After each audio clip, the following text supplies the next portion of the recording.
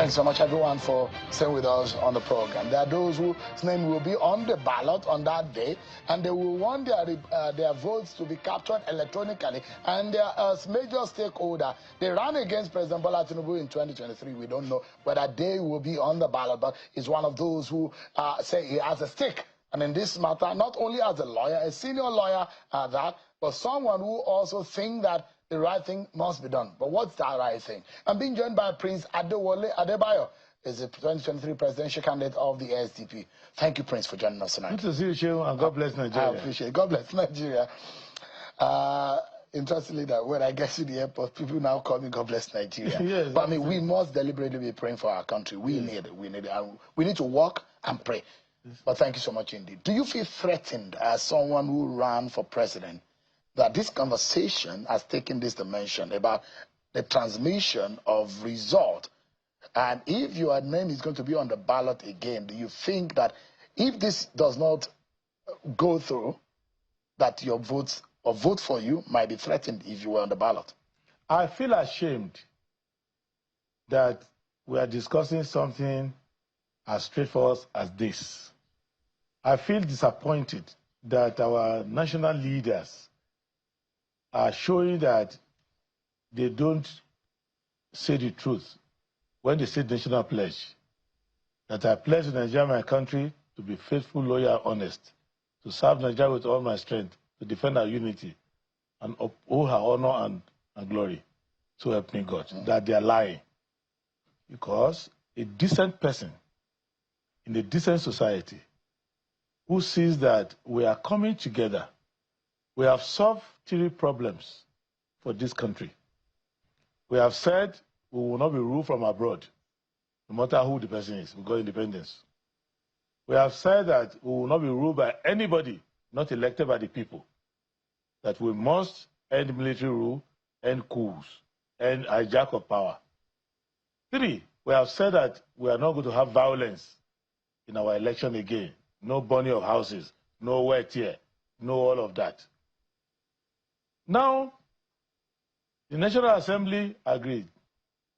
INEC, that's going to carry it out, agreed.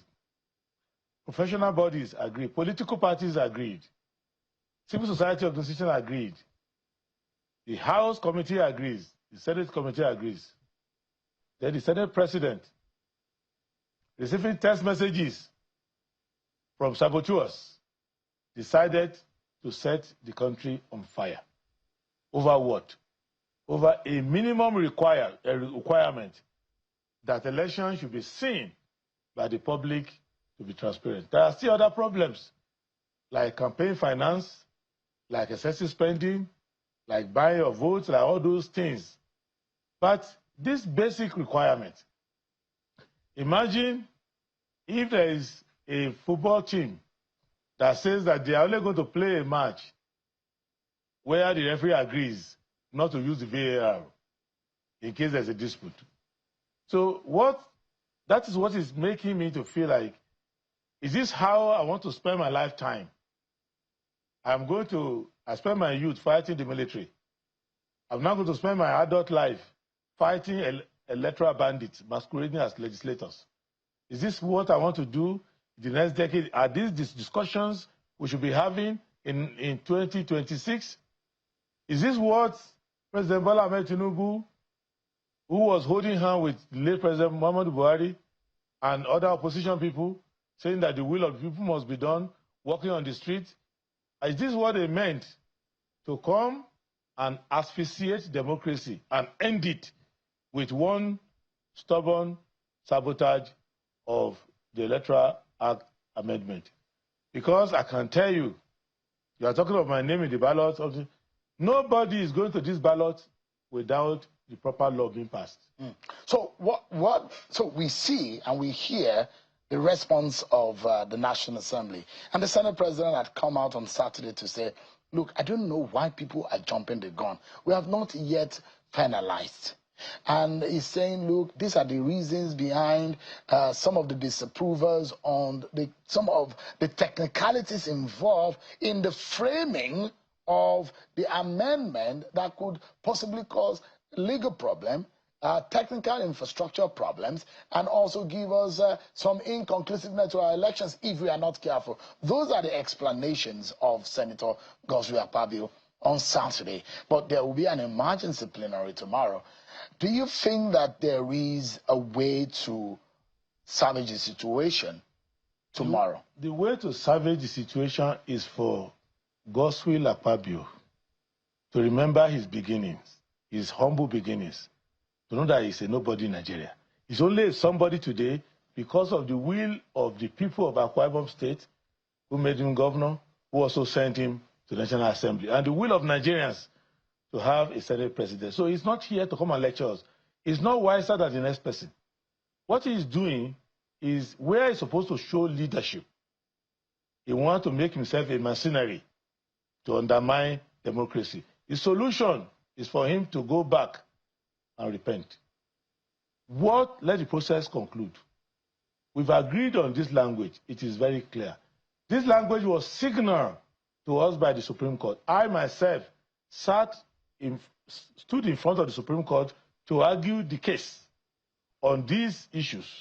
And the Supreme Court, Justice Nguta, many of them, on many occasions told me, hey, Dr. Adebayo, forget it. Anything that is not in the Electoral Act, don't bring it here. So from that point, legally speaking, and the Senate President is also a very senior lawyer in the bar. So you will imagine that those who are preempting and say, we might enter into a legal conundrum. A problem is waiting in the dark for us if we are not careful. If the Supreme Court said you cannot do this because it's not provided by law, what are we supposed to do? Can we use the provision of the Act of Parliament to override the position of the Supreme Court? Supreme Court is telling us that we must, if we want to secure our elections through electronic transmission, we must put in the Electoral Act. It's already in INEC regulation. And INEC regulation, Supreme Court has said it is not binding. They can follow it, they may not follow it. You can't come and cancel an election, make a complaint, do anything based on the fact that INEC said it did not follow its own rules. But INEC cannot escape not following the Electoral Act. Nobody. So what we tried to do was to upgrade that optional provision into a statutory language. Now, there is no linguistic gymnastics there. It's clear. No need to go back to Brighter Grammar Book 1, Book 2, looking for the conjunction and disjunction. What we have agreed is that when the election result has been computed, you put it on the paper or the EC8 result sheet, and agents sign, everybody signs, you transmit it through the BVAS machine to the IRF. So you stay in your studio here. If you receive all the election results, you know that there's no abracadabra that anybody can do. The scenario where governor will carry convoy, come at night, come and you saw in Edo State where the former outgoing governor was struggling to enter the office of the REC. All that struggle is to ensure that what? Some came to defend the result at the polling unit, others came to change the result at the polling unit. IREV removes all that brigandage. You send the result, it goes in real time, everybody gets the result. So the law has been contemplated. The amendment has been contemplated, which of course it was Section 5, is Section 5, 60 sub 5 of the present Electoral Law 2022 that has captured it, and how physically and derogated the power to INEC as INEC deem fit. And what the Supreme Court said, look, you cannot use the guidelines of INEC because it is prescribed also under INEC's rules and regulation that for every election, INEC will provide a guideline on how to conduct the election. So the law says INEC will capture the result or transfer the result as prescribed by INEC. Right. But the law, as being contemplated now, is saying, one, you have to electronically transmit it. It even specifically says to the IRF. To the IRF. Yes. Secondly, Thirdly, he said it's going to be real time. Yeah, right there. And he said because real time and simultaneously are almost, but it's simultaneously with the physical. As you are entering the physical, you must. What the provision is saying is that send you with your God's heart before the devil start talking to you. That's what he's saying. What if the devil had spoken to the person? That's what's talking to Adebayo now. That's why we are stopping it from the beginning. Why would you say no, I'm telling you, because if you are, look, this position of Senate President, it's not the first to be there. Uwa Forisu was there. Nnamdi Azikiwe was there. Joseph Wires was there. Everyone was there. Chuba Akadibo was there. Up to his own time. Why does he want to end democracy with legislative rascality? This is something important. It's not a political issue. But is this about Adebayo? It's just one man. A presiding officer out of the 109. That presiding officer is meant to be the person who wants the people's work to continue. That is to say, all of them can preside at the same time. That is why it's number 3. As I'm talking to you now, if Senator Adebayo walks into this room, I will be on my feet because he's the number 3 man in my country and he's the chairman of the National Assembly, where all the wise people in Nigeria have selected a representative, is presiding over them. He needs to acquire that charisma. He needs to understand the gravitas of that office. You cannot be in that office and be an errand boy for foreign or outside interests. There is equality of the branches of government. And the Senate has the power to do everything on behalf of the people, including the power to approve whether the president goes to war or not. You need to be serious. If you are not a serious person by nature, immediately you sit on that seat, you are serious. He is in the same position as the Chief Justice of Nigeria. But he's not just an ordinary judge. One will imagine that it might be unfair, the language that you have used against him, because there are those who will say, Adebayo alone cannot vote on this bill. Pointing him out we have spoken to his colleagues. He is the cause of this trouble. How? Because it at the stage where they were, they've done all their committee work.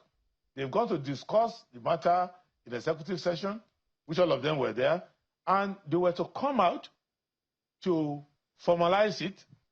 Any issue which would have been controversial, that can be disruptive, was meant to have been dealt with in the executive session. Because in that session, you are not pleasing anybody. If anybody is breathing down your neck from Villa, from the market, from anywhere, they are not inside there.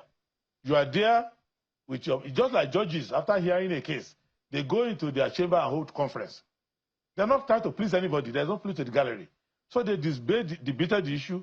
Now, when they came out, somebody raised a point which you could clarify. You allow it to show, because nobody's a baby. It shows to you that you have other interests you are serving. And you have now come to bring people to come and disrupt the thing. And then you now, on top of all the earlier processes, say that you are going to retain the problem we spend money to come and solve. But if we were happy with the old clause, why were we going to Lagos, go to Kaduna, do public hearing? I received many letters from the National Assembly. Say, come and talk over this matter. You saw the agitation today, and it does look like the Senate has seen the handwriting, and they have gone for an emergency. Saw, it's not agitation, no.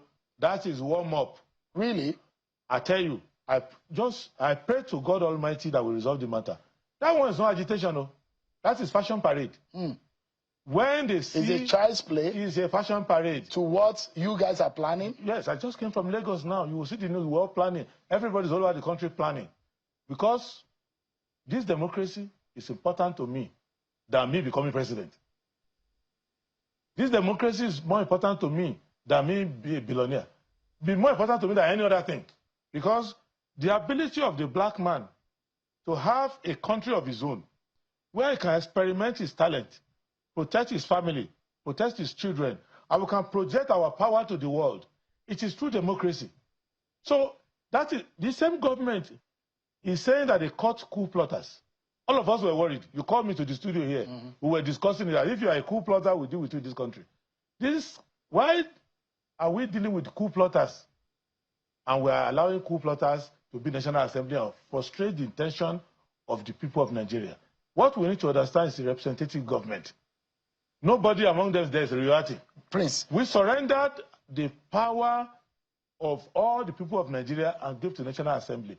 That is why the Supreme Court does not encourage INEC to make regulations. So I asked the question about the Supreme Court. To do it. And looking at the hierarchy of our laws in this country, of course, the grand norm being the father and the mother of them all. Yeah, and you look at it, the Act of Parliament seems to be a bit more superior next to the Constitution. Yes. But if the Supreme Court, for example, whatever the Supreme Court judgment is law, is binding, yes. Except if it's vitiated by the position of the Supreme Court itself or the Constitution. This is very simple. So if you say, if the Supreme Court has said you cannot do it this certain way, and what are we supposed to do with that Supreme Court judgment of 2023? That is what we came to amend. You see, Supreme Court. With this amendment, it will cure it naturally. Naturally, because what the Supreme Court is doing is that Supreme Court is saying, if you want to make a rule binding in this country, go back to the people's representative and put it there. Put it there. Whatever they say is what we are going to interpret. Supreme Court does not sit down on its own and decide that we like this, we don't like that. No, they just give you interpretation of the law. And in this case, they are saying, don't elevate INEC administrative rules to become a binding law. The same argument in SDP, in INEC versus SDP, when they sue us to court, that our appointment of our national leadership did not comply with INEC regulation. Supreme Court said, who are you, INEC? The SDP is superior to you in their own affairs. You can only come and complain that SDP did not obey their own constitution or the Electoral Act or the Constitution of Nigeria. As for your own regulation, they don't have to obey it. So, Prince, as it is right now, can we salvage the situation tomorrow? We can salvage the situation tonight. National Assembly doesn't need to meet tomorrow. They can meet tonight to say, we have made a mistake. Let us correct it. And luckily for them, it's attempted coup, attempted cheating. They have not finished. It's not like somebody come to carry your laptop, thinking you are sleeping. Immediately you open your eyes, I'm just helping you to clean it. You drop it. You may try to drop the case. What they try to do is to steal democracy. But we call them red-handed. So they should come tomorrow. Everybody should not come, no party, no nothing. And let me tell you, it's not a position matter. I have spoken to more than 50 APC people. They said, we want it. Because we too don't know what will happen on election day. But so what we want, let them come and look at the name they gave them in their birth certificate. Everybody should answer his father's name. That means the votes tomorrow, there are those of us who would think that let the Nigerian people see, let it be televised. We have to see it so that we know. Let it televise one, and let every lawmaker vote by his own. Let us be able to know who is voting. You know, you have witnessed many inaugurations. Yeah. You covered many. Absolutely. There is an oath that they take, oath of allegiance to the Federal Republic of Nigeria. We want to see who has allegiance to Nigeria tomorrow. There's another oath they take. The oath to say they will protect Nigeria against enemies, foreign and domestic. Tomorrow we want to know the enemies domestic. Those who want to truncate the will of the people. The enemy domestic. We want to see them. But so that you come and take your name. It is not Prince. So they say that the minority will have their say, majority will have their way. In those votes and the proceedings tomorrow, what if there's a majority position of the senators to say we don't want it? If majority of senators say that we should shoot every journalist aside and we should bury them under concrete cement, are you going to say majority should have their way? There are some things majority can never have their way. If majority say that we should not elect the president anymore, Tinubu should continue for another 20 years, are we going to say majority have their way? There are some things majority cannot have their way. And you think this is one of them? This is one of them. Majority cannot say that they will hijack power. But have you looked at the argument? There are 4 dimensions into those arguments. Issue of port network coverage, issues of cybersecurity risk, issue of infrastructure deficiency, issue of risk of legal... They should add to it. What if it thunder strike that day? If it's raining that day? What if market doesn't open? Those are excuses. There is no part of Nigeria, NCC, Nigeria Communication Commission, work with INEC when they went to bring this technology They have used it in over 165 elections. They have used it in every part of Nigeria. We cannot listen to any tale by moonlight. There is no place in Nigeria where you cannot send text message. What IREF is doing is mere sending of text message. Go and see there. If they don't understand technology or they pretend they don't understand it, we understand it. INEC, the implementer, is not complaining. The political parties met with INEC chairman. They asked INEC chairman, what do you prefer? INEC chairman prefers the fashion that INEC submitted. Give us the power to mandatorily do transmission, because INEC too knows that when the crunch comes, the instruction they give to their electoral officers, they may be influenced below. So that's why the IREF is the CCTV in a warehouse. You cannot switch it off. Nobody will accept that. Adebayo, the presidential candidate of the SDP in the 2023 election. Thank you so much indeed for coming tonight. But I mean, Senator Ningi went as far to say, look, it is not all of them, that the majority who wanted e-transmission. But there are only 7 of them who want to sabotage the will of 109. That is why we are talking. 7 of them? 7 only. And they just put it together because they got a job, a dirty job to do, and they need to stop it. The will of the people is who are these 7?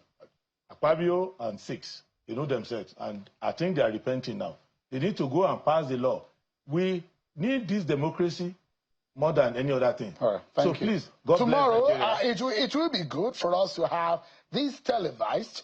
And not only that, you can also go and check the National Assembly website, know who is your senator, and be able to monitor and see. This is the moment where you will be an active citizen. And we are coming tomorrow to refresh their memory that they are working for us. We are coming to escort them to work. Bring your family to work. Tomorrow is happening in the National Assembly.